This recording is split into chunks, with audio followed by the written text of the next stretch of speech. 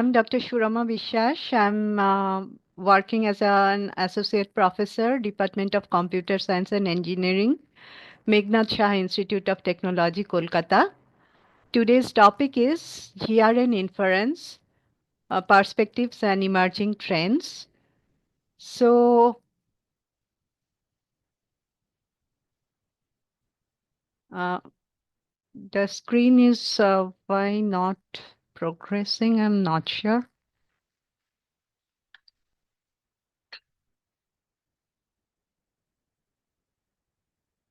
Yeah, Okay. now it continues.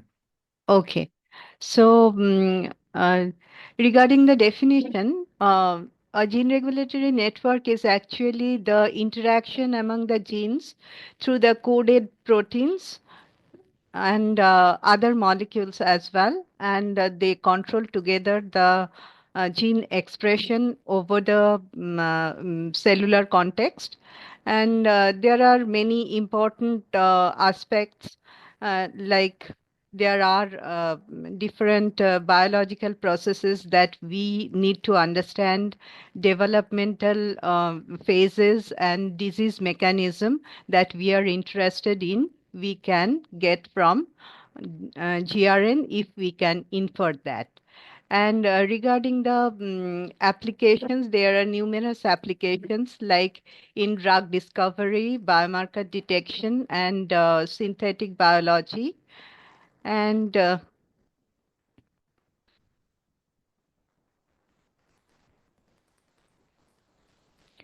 okay, so little bit of biological background, though I am not sure it's at all needed because it's a biology lab. Everyone around are quite competent in biology, better than me at least. So, anyways, the chromosome, we know about chromosome. There are 23 pairs of chromosome in the cellular context, and they are like wound tightly, and together the DNA is wound into the shape of the chromosome. And if we stretch it out, it is like a sequence of different biomolecules like ACTG, adenine, cytosine, guanine, and thymine, etc., and particular combination of those molecules we call the gene.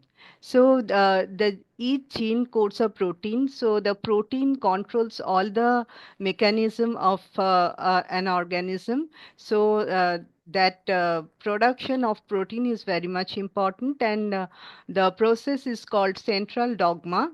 And over the DNA, there are the gene that consist, and gene has different region like promoter region, exon and intron, that every part of the gene is not coding. Some part is coding called exon, and some part is non-coding called intron. And from the gene, the RNA is produced, and from RNA spliced out the mm, intermediate product like non-coding part, and we get the total coding part, mRNA. And from there amino acid is produced, and finally with another chemical change, we get the final product as protein. So this is the process is called central dogma, and protein is produced by this process. And now I will directly come into what we refer as gene regulatory network. In the genome, what I earlier told, that within the DNA there are genes situated. Each gene codes a protein through some mechanism, and that protein binds into the promoter region of another gene to control the protein production rate of that gene. So the originating gene is called the source gene, and this is the target, and this is called source or regulator, and this is the target. And so this increases or decreases the protein production rate of the target gene.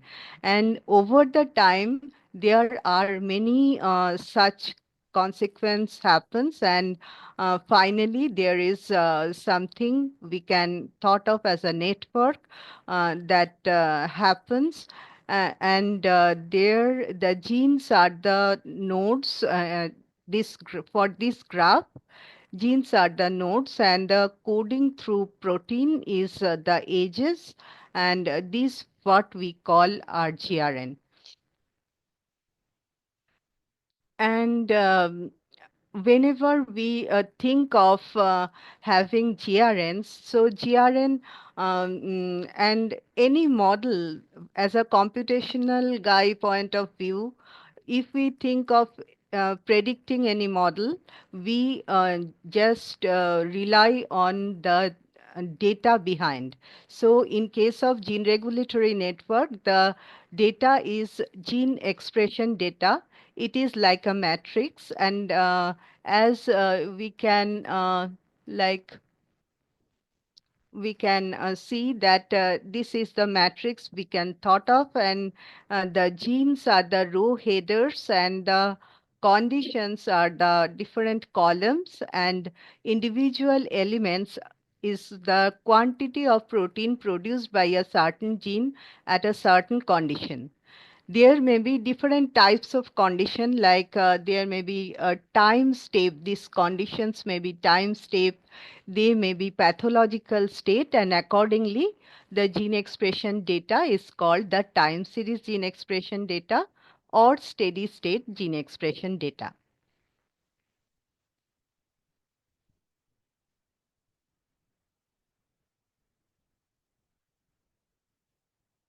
So now like uh, in the computational point of view, when we predict a model, we have the some pre-processing step we apply on the data. So here also we apply few pre-processing steps, like we resolve missing values, like uh, here we may encountered some missing gene names. If a gene name is missing in this matrix, it is like meaningless to have the row. And so we just delete the row. That is a common practice.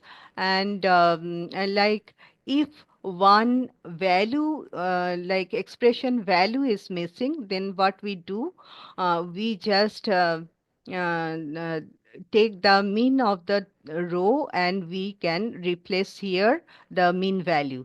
That is the usual thing we do. And sometimes it may happen that one gene appears here, and during the total set there another instance or another two three instances that the same gene name appears with different row values, I mean different expression values. Then what we do, we just take average along the columns, and we just keep one row and delete other rows.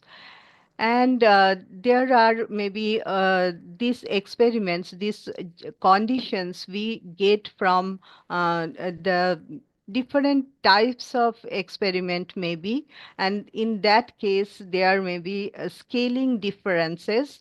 And to avoid that, we just map the element between 0 and 1, and that is the usual procedure we do.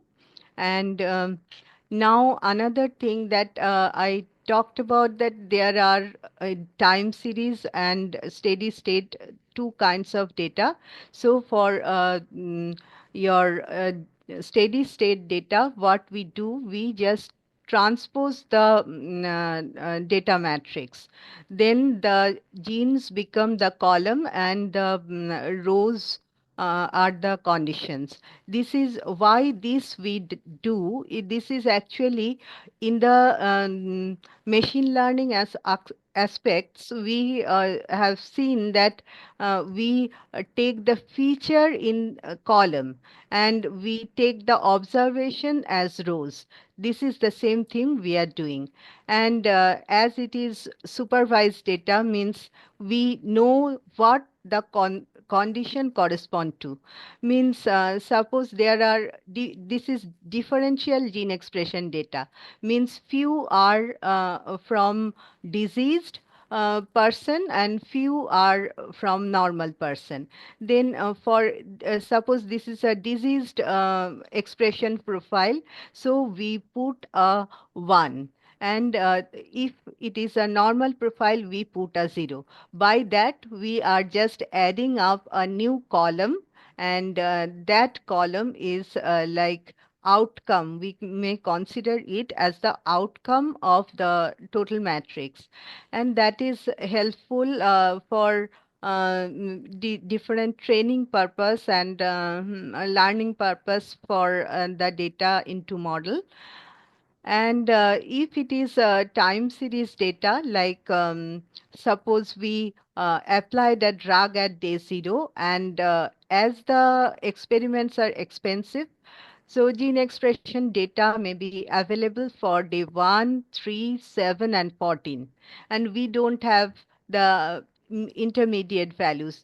So in machine learning and artificial intelligence, that are main tools for us computationalists, are like we are not comfortable with uh, few samples. So what we do, we just interpolate or extrapolate to increase the number of columns so that it makes meaningful, the data makes meaningful, and our model prediction may be better. And now we will move to GRN models. There are different statistical models which are mainly applied on your steady state gene expression data, and there are correlation model, regression model, Bayesian model, etc. So, for example, in correlation model, the transpose matrix as we saw, so for the data columns, we take correlation between two columns to put the value here, and we have a threshold, and comparing the threshold with the value we obtain, we decide if there are interaction between two genes. So this is the case when steady state data and these kind of simple models we apply. And then for time series data, there are numerous models like a Boolean model, differential equation based model. For these models, we worked when I was there in the lab. We worked on these two models, and there are AI models, means artificial intelligence models, optimization based models, and that use your artificial neural network, recurrent neural network, deep learning, fuzzy logic, meta heuristic algorithm. Any combination of these tools we can use to make a good model. So I will next move to some Boolean model. Here we will see that how we get uh, data depending on one condition, if we know the expression values of genes in one time step, how we will get the similar expression values in the next time step. So here each node, this is a 3 gene Boolean GRN. So each node is a gene, and you can see that there are equation based on each such node. And for time step 0, G1 is 0, G2 is 0, G3 is 0. So at time step 0, we have to have values for the time step 0. And if we calculate what will be the value at time step 1, then we will go to execute these equations, and you can see that G2T was 0, so not G2T will be 1. So the value of T equals to 1 will be 1, And in this equation, value of G2 at t equals to 1, if we can calculate, that is G1 naught, G1 was 0, so naught was 1, naught will be 1, and G2 was 0, G2 naught will also be 1, so 1 and 1 will produce a 1. So on and so forth. This kind of each equation will produce the next instance value for each gene by executing the corresponding equation. So now I will move Shema, to, can I yeah. ask a quick question?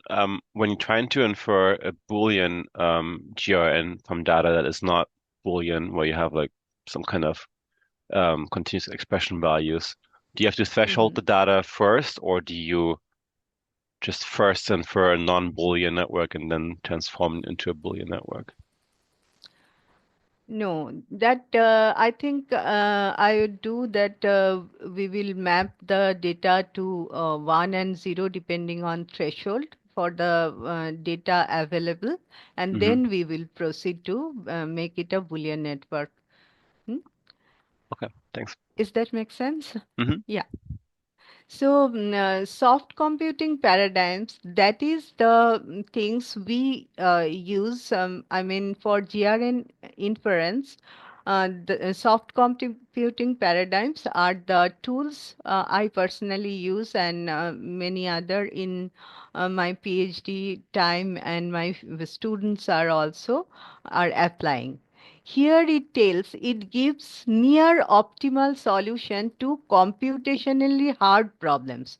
What are computationally hard problems? Those cannot be solved in real time, and kind of like your NP hard, NP complete. Those are computationally hard problems, and near optimal solution. When we are interested in near optimal solution, if it is hard, then exhaustive search will like require a huge amount of time that we cannot afford to get the exact solution. And that also in computationally hard problems, it is not guaranteed we will get into the exhaustive, after exhaustive search, the exact solution.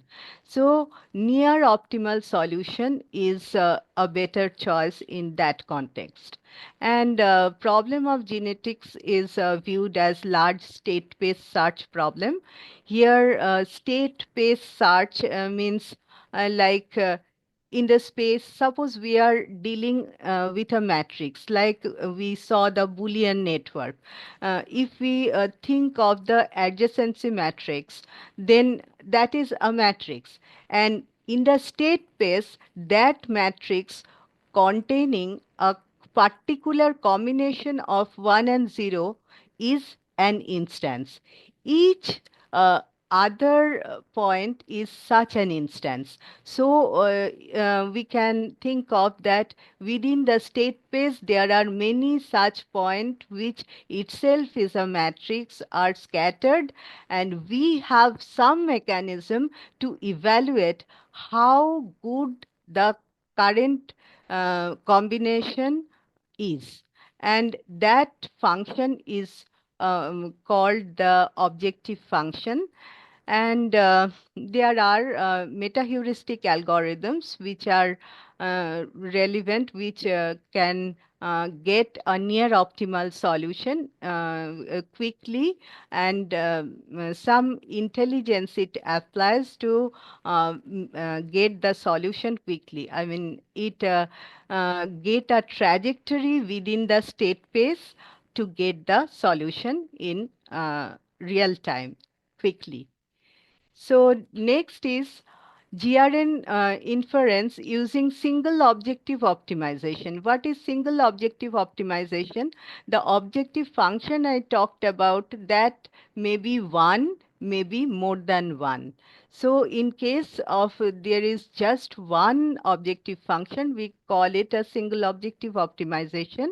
And here in this particular model I'm talking about is it applies single objective optimization, and the each solution I told is a matrix. It may be an adjacency matrix, I told. Here in this case, there are different component of the parameters, and that makes the matrix. Okay, so there are three types of such parameter. Means if we can get the parameter set that matrix, the proper value of the matrix, we can conclude that we have got the final GRN. We have inferred the GRN.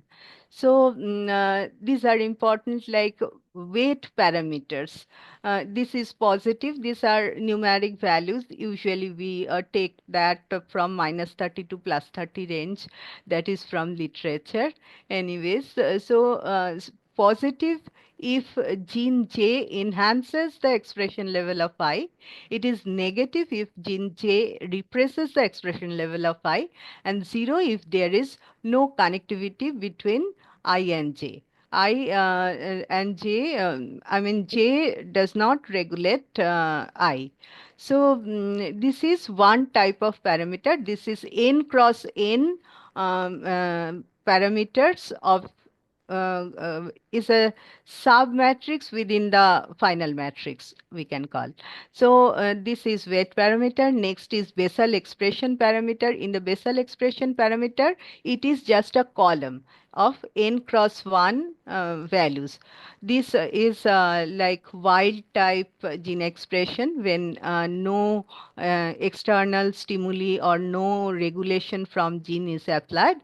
And final is time parameter. In the time parameter, it is also a n cross 1, means a column at the end.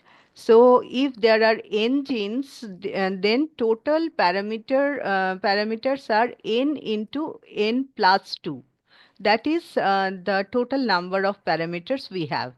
And this time parameter is the elapsed time, means response time. When it is being regulated, then it will be activated, and it will send regulation to others. So that elapsed time between regulation and activation is called the time parameter.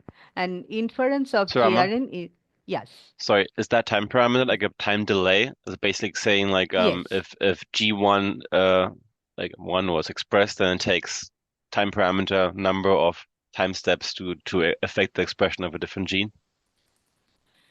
Uh, Not exactly related with the data, but it is within an expression I will talk about, and there you will get the time parameter. It is actually the response time. It is a quality of a gene. It is based on a gene, not on the ages. Okay, and next step I will show you the uh, thing. So this is the matrix I was talking about. There are three genes. If there are three genes, so 3 cross 3, this portion is the weight matrix. This is the beta matrix, the basal expression parameter, and this is the time parameter, what I was talking about. So this is the total of our GRN. If we get the proper value in proper position, then we will say, okay, we have got the GRN. Okay, so sorry. Recurrent neural network modeling here we have applied. Each recurrent neural network instance is uh, for giving one column of data. It will produce, it will simulate the expression data, and based on this matrix, it has component. The activation function of the different genes are this. The Boolean network, I saw the Boolean expression here. This is a differential equation. This is the activation function of each gene. Okay, and there these values comes from here, this value comes from here, etc. So this is like based on this solution.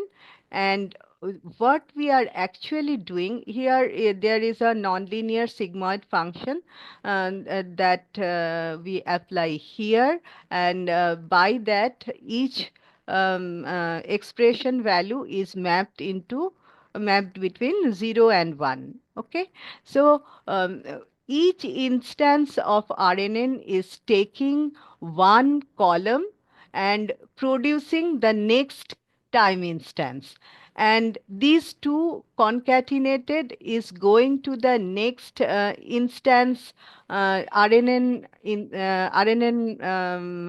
net RNN, and there it is producing one more column depending on the rightmost column that it has received, so on and so forth. After passing all the t number of time steps, we will get the whole of the simulated data that is based on this parameter values. Okay, Let me see if so I understand this fully, yes. if that's okay. So the Mm-hmm. gene values are Boolean. They're either 0 or 1. You No, multiply, yeah. wrong already? Actually, it is not Boolean. It is here the gene value is between 0 and 1, numeric 1.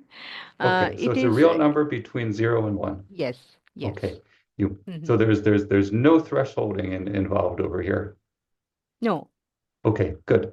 And then at each time step, you hmm, use this recurrence equation, and x prime, I assume, is just the value of the gene, that is not that the prime does not mean Boolean complement like it did before. It does not mean derivative. It's just no, your notation for the value of each gene is x prime. And yes, then the the time parameter over here, tau, is almost like it's, I mean, to use Franz's term from before, it's more of an output delay than an input delay. It's associated with the output of a gene, and it's almost an exponential time constant of how long that gene takes to ramp to a new value. yeah, Okay, so yes, that is correct understanding. yes. Good, And thanks. by that, we are just making the simulated time series based on this parameter set.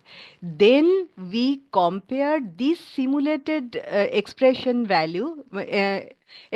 time series with the original time series to get the cost. That is, this cost is like mean square error. This mean square error, when we get, like, this qualifies how good or how bad this assignment of values are. So this is like cost function. It is an optimization case. So this is the candidate solution, and this is the objective function. And this objective function is the cost, and our objective is to minimize the cost. So here is the flow chart.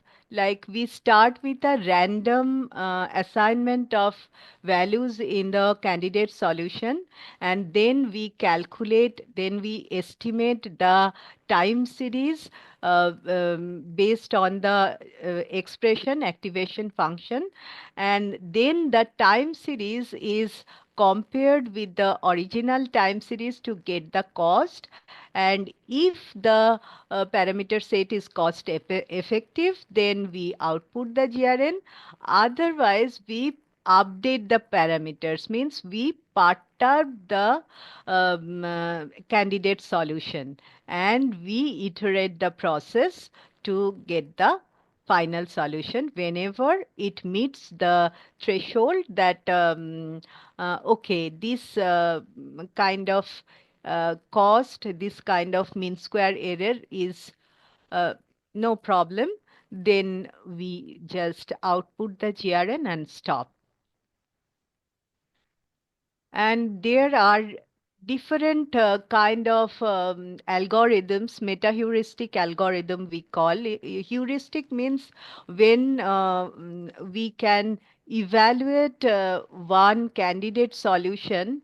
That means we can have how the current solution is. We have some information about that. That is called the heuristic information. And meta heuristic is like they apply some like uh, here it is annealing. There may be many kinds of natural or like engineering or any others from any other science they take the intelligence from. Here in simulated annealing, it applies annealing, and annealing is like we know that when we heat one metal to a very high temperature and we very gradually we cool down, then the impurity is like there is no impurity, we get a pure crystal, and that is the philosophy of annealing is simulated into this algorithm. So we it was named as simulated annealing. Kirkpatrick in 1983 formed this algorithm, and the algorithm looks like it first starts with a random initial solution S, and then initialization of temperature T is done. That is a very high value actually. It is in the order of 10 to the power 6, is similar to the annealing. It's a very high value. And then we repeat few steps called neighborhood search steps, and followed by updation of temperature. We reduce the temperature to a small amount so that we can keep the philosophy of annealing here. And you can see that in each neighborhood search step, what we do, we perturb the current solution to make the new solution, that we take that we call that we are taking a new solution from the neighborhood of S, and then we evaluate with the objective function both the current and new, and if the new is better we definitely move to the new. But in case it is not good, then also with a small probability we accept the worst solution sometimes, depending on the on a very small probability, and that probability also get changed over time. That means initially when T is very large, probability is kind of high, not very high, it's a low probability, but something high. Uh, then what happens? Then, then the exploration is more, and with the passage of time, as it grows lower and lower, then probability of taking worse solution will also be reduced. That is the goodness of this kind of algorithm. And here you can see when the stopping criteria is met, the final I mean solution is provided. So here you can see the input is gene expression matrix and the candidate solution is the parameter set. And how we get the neighbor means we perturb, we choose a random parameter and we just change it with very small amount, taking from choosing any one randomly. So the objective function is the mean square error, and as I told, and it is calculated by an equation I stated, and the output is the optimized GRN parameter values finally that we retrieve. And we also applied different types of simulated annealing, and there is another meta-heuristic algorithm, taboo search, that we applied in the same problem. And finally, in the result here, we are not referring the parameter values, but we refer how close the simulated time series with the final output parameter set, what exact time series for a per gene basis we obtain. Here you can see we are comparing the original with different algorithm made by us.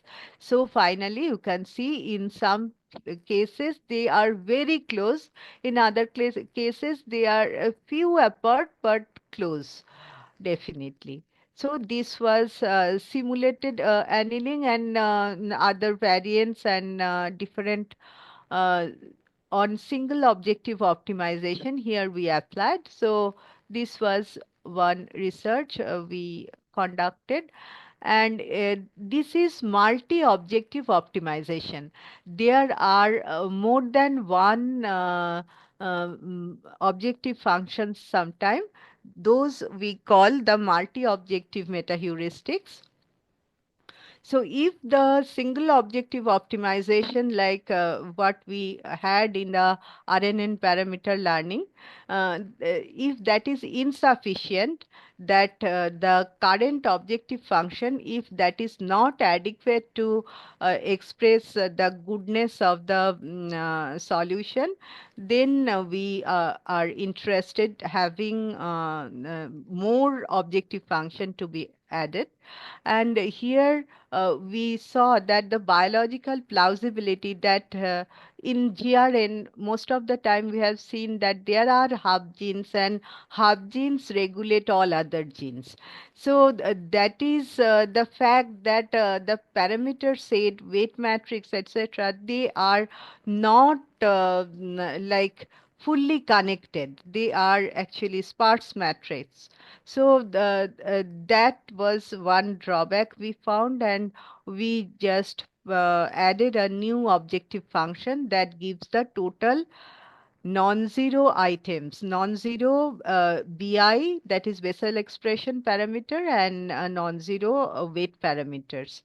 And you can see the eversion, we call it a eversion bracket. Eversion bracket, if the proposition is true, then it receives a 1 and a 0 otherwise. So this is like this is also to minimize the number of non-zero quantities, and but in a controlled manner, so that everything gets 0. That is not our purpose. So it is in a controlled manner. We applied perturbation strategies to fix the problem, and this is applied on multi-objective simulated annealing algorithm. It's called archived multi-objective simulated annealing algorithm.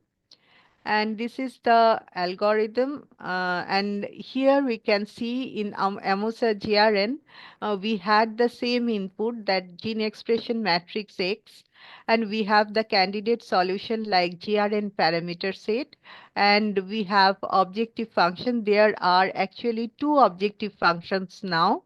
One is the mean square error as previous, and and then this one is added by us was total number of non-zero Wij and Bi, calculated by the equation I was talking about. And this is the output, a set of non-dominated solution.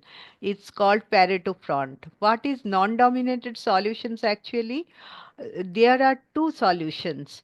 We are comparing that with two different objective function. It may happen that by one objective function, one solution is good, and with the other objective function, other solution is good. this kind of solution we are actually interested about. So in multi-objective optimization, these are the focus, the non-dominated solution. These are called Pareto front. And we obtained the Pareto front, and we propose this algorithm, AMOSA GRN. And there are numerous functions for different purposes. And finally, in one archive, as I told, that there are like n number of different instance, different matrix parameter values, or GRNs, what you may call. Excuse me.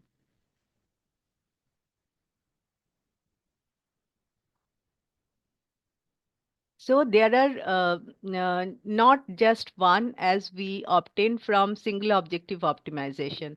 There are a number of things. So how would we conclude that to come into one? Because at the end we expect that one GRN would come, not a whole bunch of things. So we applied an ensemble averaging. Here we run the algorithm for a few times. So corresponding archives were produced, and with this we call these columns as ensembles. Sorry.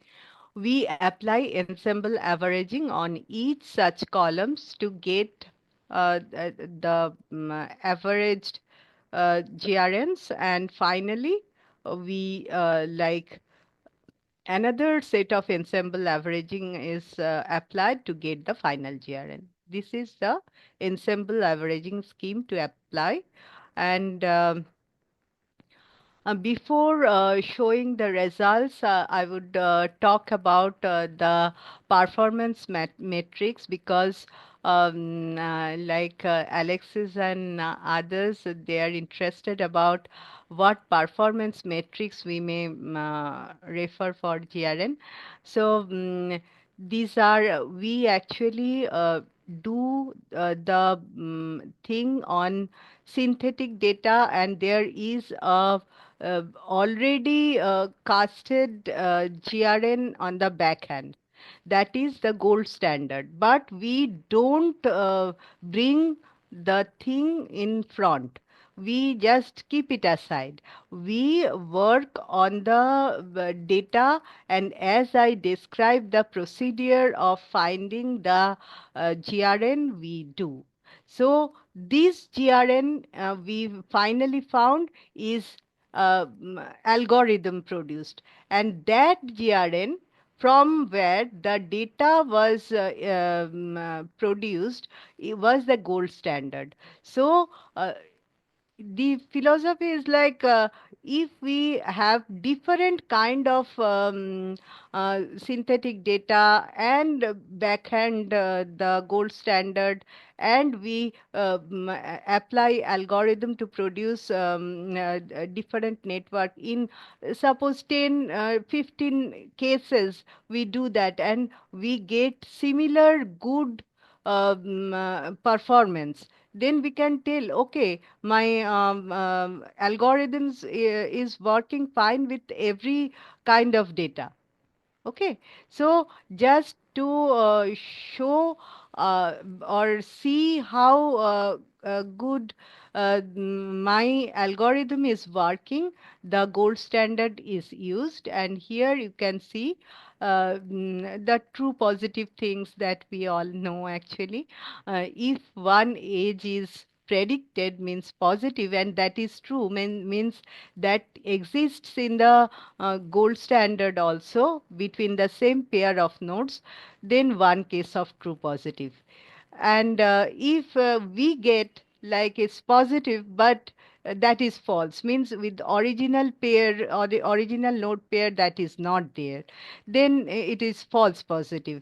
Similarly, true negative and true positive, and we finally get the true positive rate like this, and positive predictive rate, etc. So an F1 score finally. That is how we get. And one more interesting thing is thresholds are playing very important factors in deciding GRN interactions. Like if threshold is high, only high confident edges may be predicted, and if threshold is low, many more edges will be predicted, but they may have lesser confidence associated with. So, what should be the good threshold value that we are often interested in? So, we apply the ROC curve here. You can see the curve is like when the false positive rate we take as x-axis and true positive rate as y-axis, and we form the curve and we get the area under curve. And if that is 1 means perfect model, if it is zero point 0.5 means random guessing, if it is less than zero point 0.5 is like worse than random also. So this is how we assess the performance metrics. But yes, when we don't have the gold standard, what exactly we will refer, how we will understand if our inferred GRN is good or not. That is really a very important question, and I think of that still I'm thinking, but the kind of graphs I showed in case of the single objective optimization case, that the GRN I have produced, if that uh, produce the uh, mm, like time series, if it is based on time series data, if it produces time series very close to original time series, then we can tell that okay, our GRN is really good. This I may refer about, like we have scopes for more thinking on. But here is the results of AMOSA GRN. I compared that time. There were very few algorithms on multi-objective optimization applied on GRN problem. There are few state-of-art methods I applied, so our method were doing very fine.